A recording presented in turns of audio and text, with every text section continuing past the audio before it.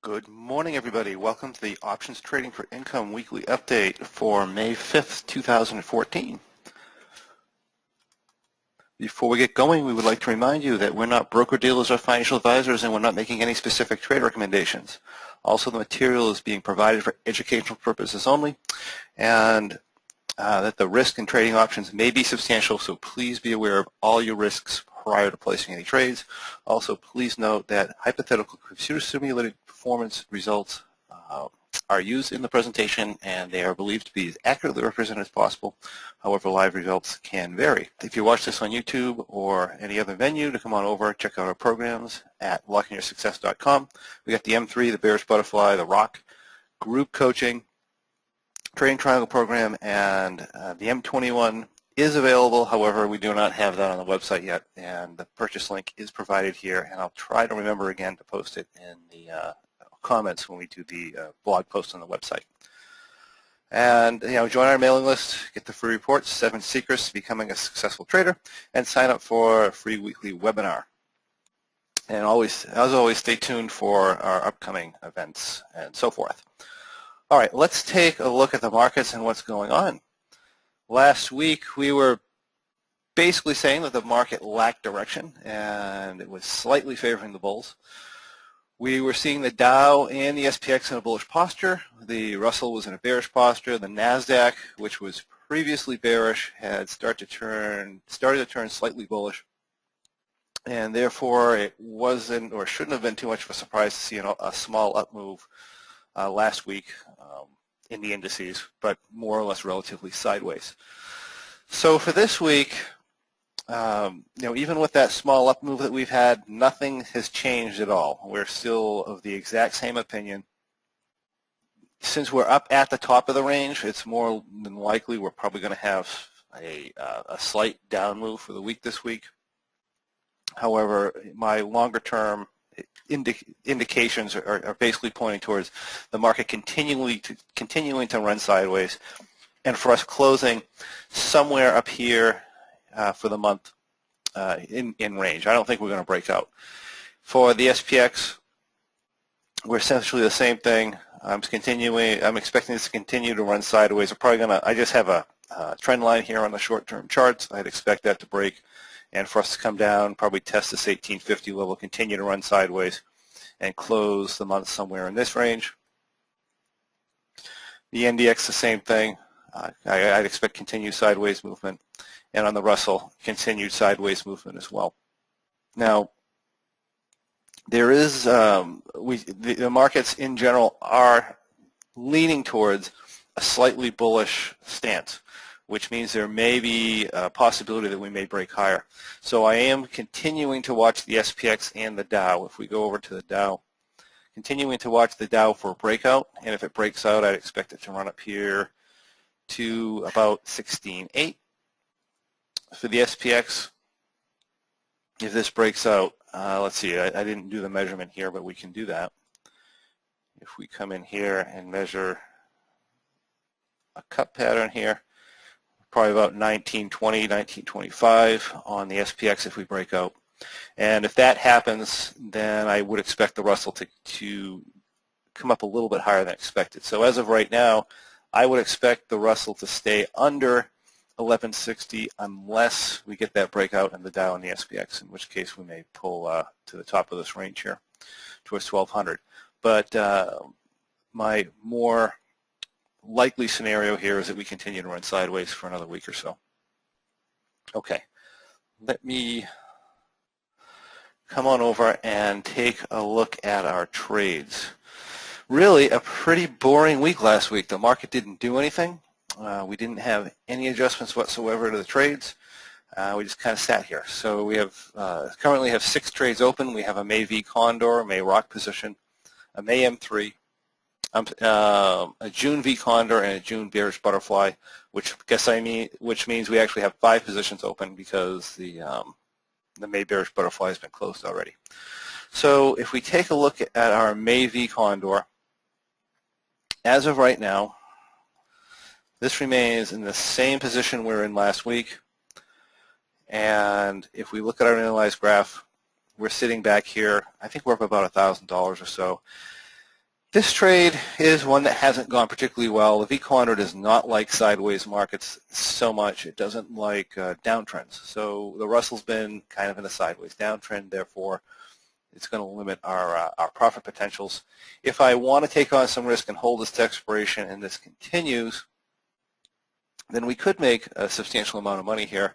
More than likely, though, if I get up over 2,000, I'm not particularly crazy about the position. I don't want to take the V out. It leaves me with too much downside risk. And if we get a shot up, it's going to drop me into the hole. So not liking that situation. I will probably get out of this if we are up more than $2,000 and just move on to the next month when this expires. As far as the next trade, we also have on our May ROCK position. If you remember right, because of the volatility issues, we were forced to enter this as an M3 trade. This month, it would have been actually fine to, well, it would have worked out fine. If we had entered this in a regular ROCK position, we would have actually made more money.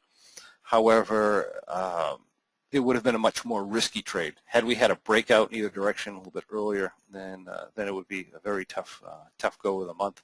This was a fairly easy trade, not a whole lot of adjustments. Again, no adjustments last week, and right now we're currently sitting up about 32.88. Because we are in an M3 position here, then I'd be looking at exiting this trade at a profit of around $5,000 and just moving on to the following month. So that's our plan going forward with this one. Until then, we're just going to control our delta numbers and run from there. If we take a look at our analyzed graph, this is what we look like now. The negative delta is creeping up a little bit high. If we hang up here for a little while longer, maybe a day or two, we'll be widening this out a little bit and starting to flatten this delta and T+0 line out. But as for right now, everything is still within range.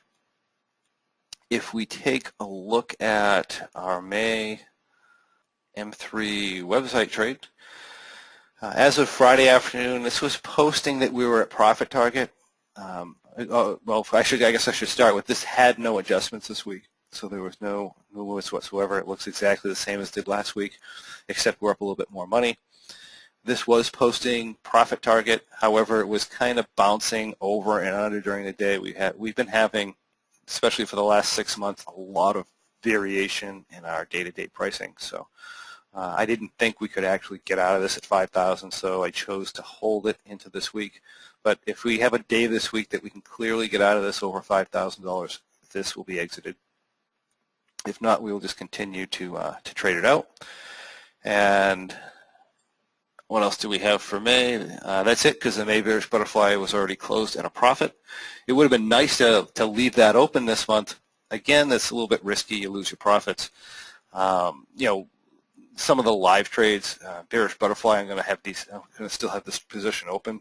I can tell you it's a very, very good month to hold it this month. But perfectly happy with the profit that we made on that in the example. All right, so we have 2 June trades open. We have a June V Condor, which is currently sitting up about $636. And this is what the position looks like here. We're currently caught in the V per se because we've been so sideways. This, again, this type of a month, you're much better off in a regular condor. Last year, when we've had these really, really huge trending months, you were much better off in a V condor because the regular condor is getting blown out to the upside quite regularly. This here shows you the weakness of, or the disadvantage of having the V. You're trading off a lot of range protection with the V for the cost of having a very low theta. If the market sits, you don't make a whole lot of money because this straddle here just gets crushed in value.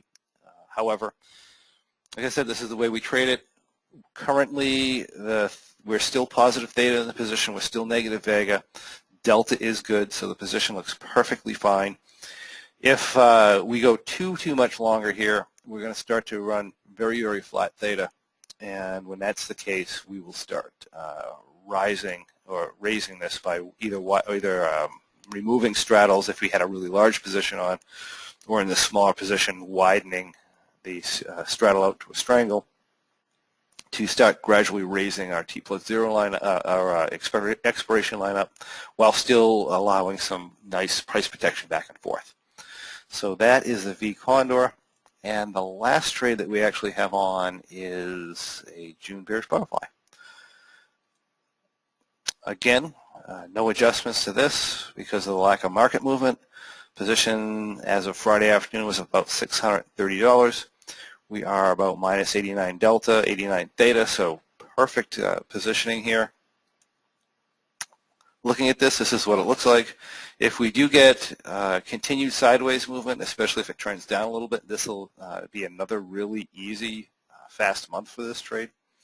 If we, it would be nice if we could pop up enough to get 2/3 on and back down a little bit, but as of right now, this is where we stand. So everything is looking fine, and going forward, we're just simply following guidelines. So that is pretty much all that we have going on. Not a whole lot to talk about with the flat sideways market, and so far it's been fairly predictable. So if we get a breakout, then we'll be looking for some real action to happen. But as of right now, we're just kind of bored and sitting on our hands. Does anybody have any questions with anything? All right, first question here is, can I help explain the profit difference between ROCK M3 versus a regular M3? Well, essentially, in a regular ROCK trade, we have if you have a planned capital of $50,000, you'd have a profit target of $10,000 or a 10% profit target. We know when you're in the M3 position that generally 10% is pretty much all you're usually going to get, because usually if the market's been that favorable to you, and within say a 15-day period where you're up 10%, then it's probably going to act up at some point, and you're probably not going to make a whole lot more. At least historically, that's the way it turns out. So that being the case, we're usually going to just pull the 10% profit target with the M3 position, and if we're in ROCK M3 position, so essentially our profit target is exactly the same. This month here, the M3 is up more money than the ROCK trade because the M3 was started earlier. That's the only reason. Do I have any opinion when we will experience this stock bubble burst, and how deep will the correction be? Yes, we do have an opinion on that. Let's take a look at the charting here for a second. So if I'm only looking at the Russell, I mean, we can look at the SPX or the Russell, but you'd have to do some longer-term charting. So when we get some sort of a serious pullback in the SPX, then it is probably coming down to around this 1400 to 1350 level.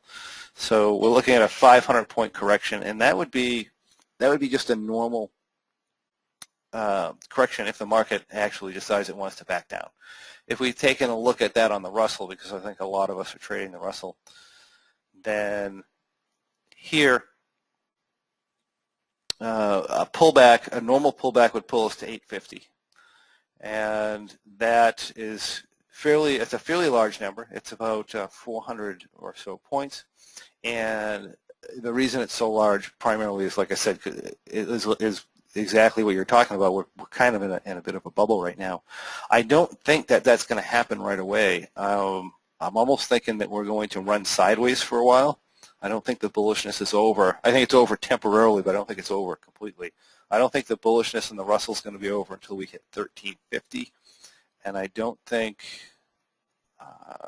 the SPX, I don't have the numbers with me. I am aware of what they are, but the 1350 number is going to pull the SPX up to the 2100, 2200 level, and when we get up there, you'll probably hang out there for several months, and then look out for some sort of a really major correction. So that's about how deep I think it's going to go, at least on the Russell. It's going to go to about 850 would be very common, and that's after a rise to 1350. So that's going to be a fairly big drop at that point, almost 50%, right? So that's what I'm thinking there. Okay. First time here. Well, welcome, Michael. What's my track record with the butterflies, and have I have many losing months? I we do a. I've been tracking these since 2008. I don't have the numbers readily available. They are, if you dig through the blog posts, we have results posted for every year since then, and we have results posted, for the year this year that we go over, how we're doing for the year every month. So next week is expiration week, and we'll have the close downs for the year. And like I said, if you dig through those, then you can find the results for any given year. If you want to email me, go ahead and do that, and we can I can take a look at the website trades, at least for the last 3 years. I can shoot those out to you. All right. First, okay. So from let's see, Ray, you have something. Oh, can I help explain the profit difference? Okay, can I help explain? Going back to another the question that we had first. Can I help explain the profit difference between the M3 and the ROCK? Oh, for May. Right. The only profit difference is because they were entered at different times and at different strikes. That's why there's a profit difference. Yes, a comment that I like boring. Yes, if you're in a high theta position, then yes, you'll like boring. Is it too late to raise the center of the MAV condor? It depends on where you are in the position. If you're at the same strikes I am, I'm not that crazy about raising it right now. I just assume let the month play out. If you're right in the center, then yeah, you should be raising the thing up. I'm a little bit concerned that, we were saying that we're currently at the top of the range that the SPX and the Dow have been holding. So that being the case, if we come to the SPX and this thing takes a drop to its support level at 1810, right? So if we get essentially a 60 point or a 60 or 70 point drop in the SPX, that's going to be a very hard drop for the Russell. And if that happens to happen, then if I take this V out, if I'm looking at my May V Condor, let's see, 14 May V Condor. If I happen to drop out fairly aggressively here, I'm in good shape right now. As a matter of fact, if this happens in a couple of days, I may end up, being much better off if we get our, say a 30-point drop in next week in the Russell, then this would still be a really nice position. If I pull this V out, that's going to put me at a lot of downside exposure, and I'm not liking that right now. So if I were just to pull this, out, and I was actually looking at this last week too, right? There's almost no reason to pull out the call because it's not worth anything. But if I did pull everything out, puts me at positive 53 delta, which number one is at an adjustment point, and I'd have to buy back some shorts, or at least probably 2 shorts, right? And that puts me in a position that looks like this. It maxes my profit out at about $2,700. No problem if the market breaks out, but if we have a hard down move, I'm going to be fighting this thing, and I'll be buying back these shorts, and I'm not going to make any money that way. Since my bias is slightly to the downside, I just assume leave my existing position here and let this come down for the week. I would expect at least an intraday down move during the week, and that being the case, I may be able to, if I can take over 2,000 here, it's probably worth just getting out and moving on. When I talk about the website trade, okay, so the question is, when I talk about a website trade, where is that, on your site or SMB? Well, I call it a website trade because, like here, I have 2 M3s going on. I have an M3 website trade, and I have another M3 trade going on that's not posted on the website. So I'm trading them both a little bit differently, and so this is just a note for me saying that this is where it's being tracked. So all these trades are being tracked with this video on my website week after week. So that's what I mean by website trade. So nothing really odd about that there. There's nothing being tracked on SMB. Regarding the ROCK trade, you plan on converting from M3 to ROCK this week? No. So the question is, regarding the May ROCK trade, do I plan on converting from M3 to ROCK position?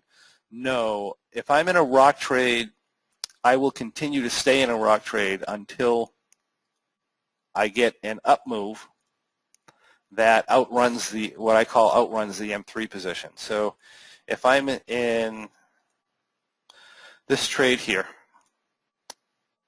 this is my ROCK trade, which is an M3. I wouldn't even consider swapping this over to a ROCK trade until we are up in over 1160. And in this specific case here, I'm 14 days to expiration. By the time I get that high, I'm probably going to be, I don't know. Actually, this is Friday, 14 days to expiration, right? Now we're only like 11 days or something like that. So that being the case, by the time this actually gets up there, we're not going to have enough time to convert it into the ROCK trade or do anything else. So I'm just going to trade this out as an M3, go for lower profit target. And if the market goes up, we're just going to enter the June trade when the time comes. So we're going to stay in the M3 for the month this month.